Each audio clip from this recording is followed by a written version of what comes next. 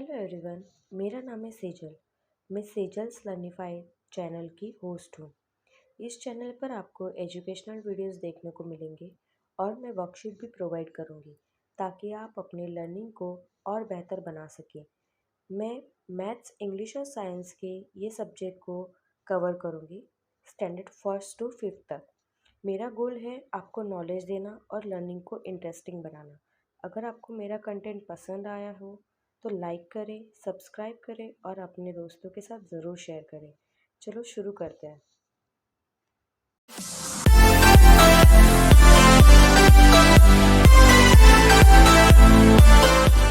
तो चलो हम पहले इनसाइड और आउटसाइड का टॉपिक कवर करते हैं। मैं आपको पहले बुक का एग्जांपल बताऊंगी, उसके बाद दूसरा एग्जांपल मैं बताती हूँ। अब बुक में एग्जांपल क्या है कि the Arab and his camel. ये अरब है, ये कैमल है। It was a cold winter day. The Arab was traveling on the camelback. At night, the Arab pitched his tent and went inside it. The camel was outside. मतलब ठंडी का time था। अरब और camel जो है travelling पे गए थे। फिर अरब ने अपना क्या किया, टेंट निकाला और वो टेंट के अंदर गया और कैमल जो है वो टेंट के बाहर था। तो अरब टेंट के अंदर गया तो उसके लिए क्या आएगा, इनसाइड। और टेंट के बाहर कैमल था तो उसके लिए क्या आएगा, आउटसाइड। किसी चीज़ के अंदर रहना तो इनसाइड, किसी चीज़ के बाहर रहना तो आउटसाइड। ओके, आई होप आपको समझ आ रहा होगा। अब मैं आपको दूसरा एग्जांपल और बताती हूँ, सिंपल। तो चलो, ये हमारा दूसरा एग्जांपल है इनसाइड और आउटसाइड का। अब ये बास्केट है और इसमें आपको फ्रूट्स दिख रहे होंगे। तो बास्केट के अंदर हमने फ्रूट्स रखे हैं, ओके। और हमारे पास दूसरा बास्केट है बट उसमें कोई भी फ्रूट्स नहीं है, उसके बाहर हमने फ्रूट्स रखे हैं। तो अब ये बास्केट के अंदर जो फ्रूट्स रखे हैं तो उसके लिए क्या आएगा, इनसाइड, ओके। क्योंकि वो बास्केट के अंदर है, किसी चीज़ के अंदर रहना तो इनसाइड। और जो उसके बाजू में है बास्केट, वो जो फ्रूट्स है उसके बाहर है, बास्केट के बाहर है। तो किसी चीज़ के बाहर रहना, तो क्या बताया था मैंने, किसी चीज़ के बाहर रहना मतलब आउटसाइड। ठीक है, किसी चीज़ के अंदर होना इनसाइड, किसी चीज़ के बाहर होना आउटसाइड। तो चलो हम बढ़ते अपने नेक्स्ट टॉपिक की तरफ, बिगर स्मॉलर। आई होप आपको पहला वाला टॉपिक इनसाइड और आउटसाइड समझ आया होगा। अब हमारा सेकंड टॉपिक हम चालू करते हैं, बिगर एंड स्मॉलर। अब बिगर एंड स्मॉलर स्टार्ट करने से पहले हम बिगेस्ट और स्मॉलेस्ट और बिगर और स्मॉलर में डिफरेंस देख लेते हैं, ताकि हमें नेक्स्ट हमारा यही है, बिगेस्ट और स्मॉलेस्ट है। तो आप अगर यहाँ पे क्लियर नहीं रहोगे तो आप कंफ्यूज हो जाओगे आगे जाके। तो बिगर और स्मॉलर और बिगेस्ट और स्मॉलेस्ट का डिफरेंस पहले देखते हैं। बिगेस्ट का मतलब होता है कि यहाँ पे हमारे पास जो है चॉइस बहुत होती है, मल्टीपल चॉइस में से हमें एक चुनना होता है। जबकि बिगर में ऐसा होता है कि हमारे पास लिमिटेड ऑप्शंस होते हैं, उसमें से हमें चूज करना होता है। ओके, सेम स्मॉलेस्ट और स्मॉलर में भी वही होता है, बस इसमें जो है स्मॉल का मतलब, बिग का मतलब क्या होता है, बड़ा। स्मॉल का मतलब क्या होता है, छोटा। तो यहाँ पे बिगर का मतलब है कि हमारे पास लिमिटेड ऑप्शंस होंगे, उसमें से हमें बताना है। और बिगेस्ट मतलब बहुत सारे ऑप्शंस में से हमें एक बताना है। सेम स्मॉलर मतलब कि लिमिटेड ऑप्शंस, उसमें से हम बताएंगे कि कौन सा स्मॉल है। स्मॉलेस्ट में मल्टीपल ऑप्शंस और उसमें से हम एक बताएंगे। ओके, मैं आपको एक सिंपल एग्जांपल बताती हूँ। जैसे कि बिगर का पहले देखते हैं कि एक एलिफेंट एक डॉग से बड़ा होता है, या हम क्या कर रहे हैं, जानवरों का कंपैरिजन कर रहे हैं। तो सिर्फ हमारे पास यहाँ पे 2 जानवर हैं। तो चलो पहले हम इनके एग्जांपल देख लेते हैं। तो बिगर में क्या है कि हमारे पास एक एलिफेंट है और डॉग, मतलब एलिफेंट डॉग से बड़ा है, ऐसा एग्जाम्पल है बिगर में। तो हमारे पास क्या है, ये तो है जानवर ही, बट कैसा, दो ही है ना हमारे पास अभी कंपैरिजन में, कि एक एलिफेंट है और एक डॉग है। तो एलिफेंट जो है डॉग से बड़ा है। सेम बिगेस्ट में क्या है कि सबसे बड़ा जो जानवर है वो ब्लू व्हेल है। तो यहाँ पे क्या हुआ कि सारी जानवरों की कैटेगरी में से हमने एक को चूज किया है कि सबसे बड़ा जानवर कौन सा है। ओके, बिगर में क्या था, एलिफेंट और डॉग का एग्जाम्पल, हमारे पास दो ही जानवर ही थे, पर दो ही थे। और यहाँ पे बिगेस्ट में क्या है कि हमारे पास बहुत सारे जानवर, तो हमारे पास बहुत सारे हैं बस, बट उसमें से हमने सिर्फ जो सबसे बड़ा है, तो कौन सा है, blue whale. Okay, same small. अब स्मॉलर और स्मॉलेस्ट में, स्मॉलर में क्या है कि एक चिड़िया है, वो कबूतर से छोटी है। अब यहाँ पे भी हमने बर्ड से कंपैरिजन तो किया है, बट सिर्फ दो ही है, चिड़िया और कबूतर। तो छोटा कौन है, चिड़िया। अब स्मॉलेस्ट में क्या आएगा कि बहुत सारी इंसेक्ट है, इंसेक्ट हो चाहे बर्ड हो, उसमें से कुछ है इंसेक्ट जो छोटे हैं। तो हमने बहुत सारे के साथ उनको कंपेयर किया है, ठीक है। तो इतना ध्यान में रखना कि बिगर में होते हैं हमारे पास लिमिटेड ऑप्शंस, और बिगेस्ट में होते हैं बहुत सारे ऑप्शन में से एक। ये होता है बिगर और बिगेस्ट। स्मॉलर में होता है कि बहुत लिमिटेड ऑप्शंस, उसमें से कौन सा छोटा है वो बताना है। और स्मॉलेस्ट में बहुत सारे ऑप्शंस में से एक बताना है। तो अब यहाँ पे क्या है कि टिक द बिगर।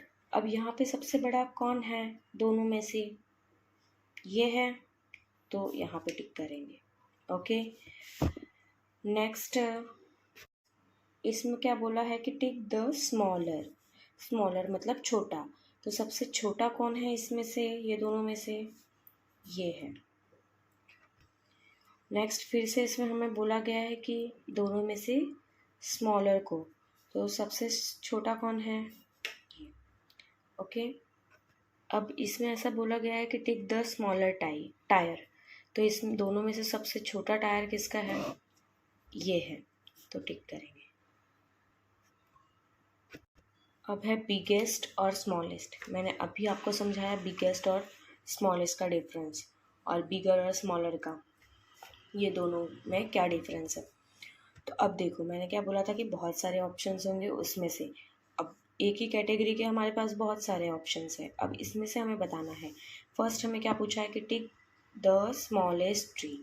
अब इसमें से सबसे स्मॉलेस्ट ट्री कौन सा है, मतलब सबसे छोटा ट्री कौन सा है, ये है।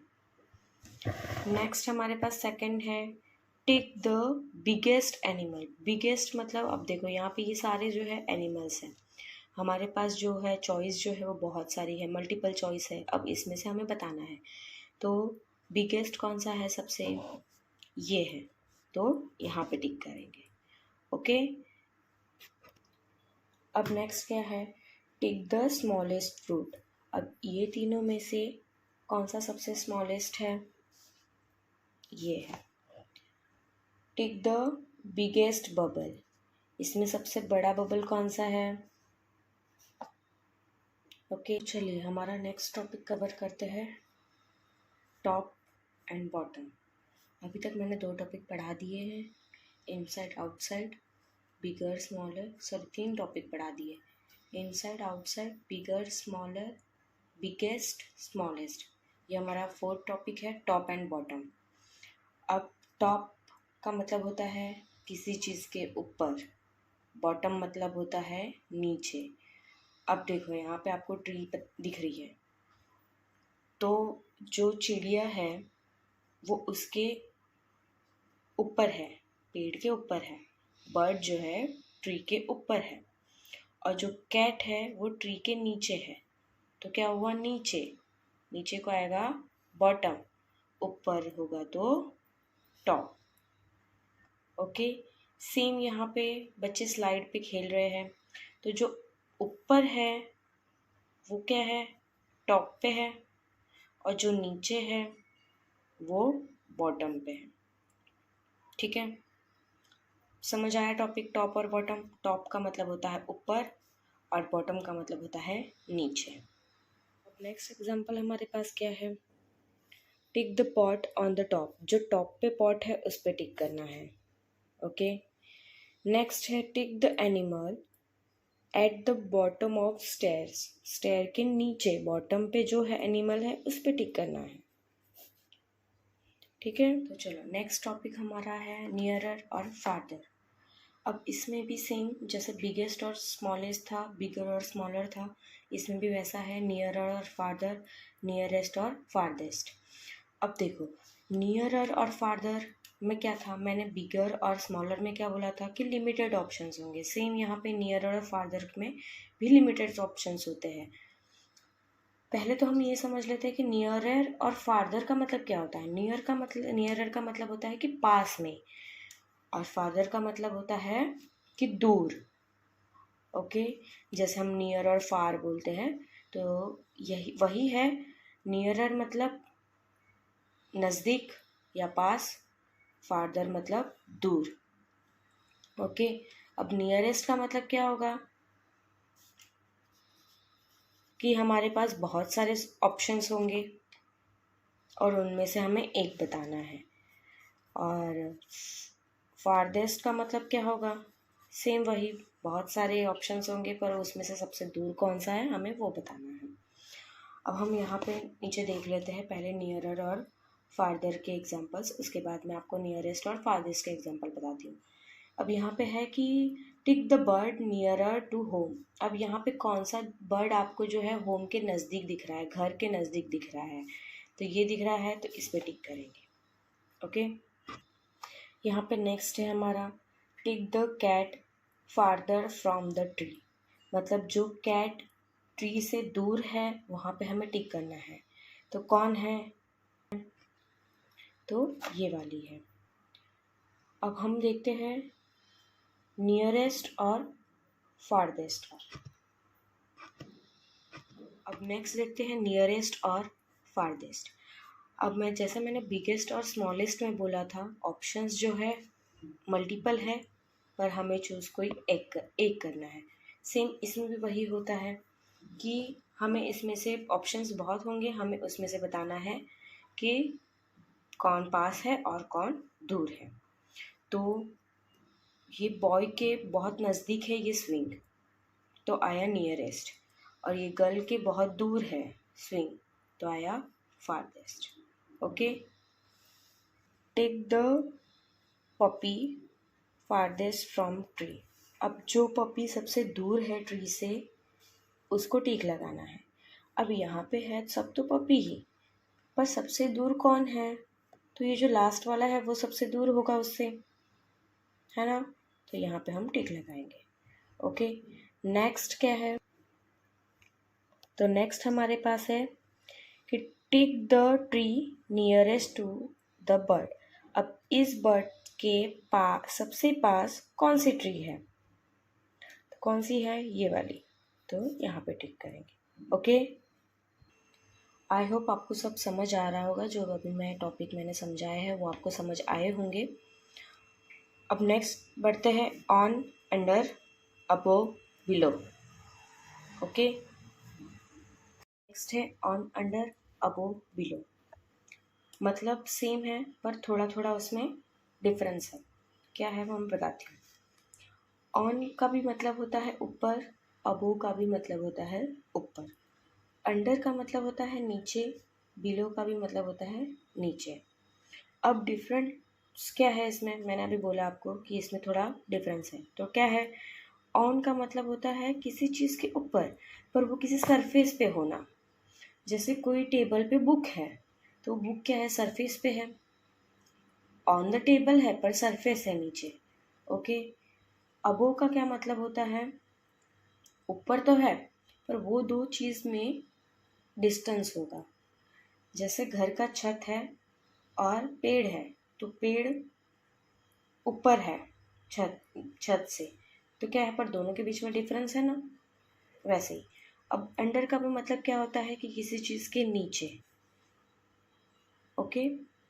और बिलो का मतलब क्या होता है, उसका भी मतलब नीचे ही होता है, किसी चीज़ के नीचे, बट दोनों के बीच में डिस्टेंस होगा।